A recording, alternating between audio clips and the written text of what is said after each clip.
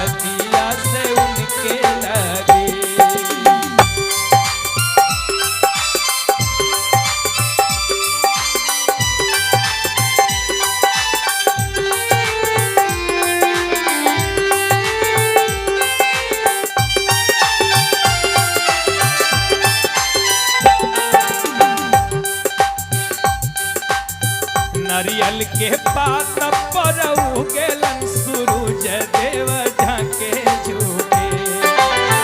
नारियल के पात पर उगेलन सूरज देव झाके झुके हे करिले छठ बरती या से झाके झुके हे करिले छठ बरती या से झाके झुके।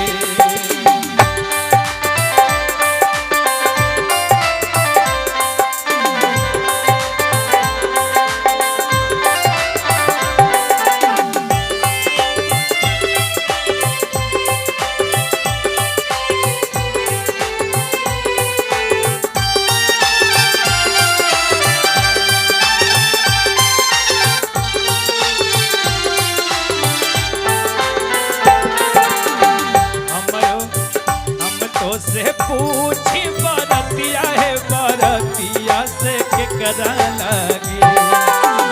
हम तो से पूछी बरतिया है बरतिया से केकरा लगी हे करिले छठ बरतिया से केकरा लगी हे करिले छठ बरतिया से केकरा लगी।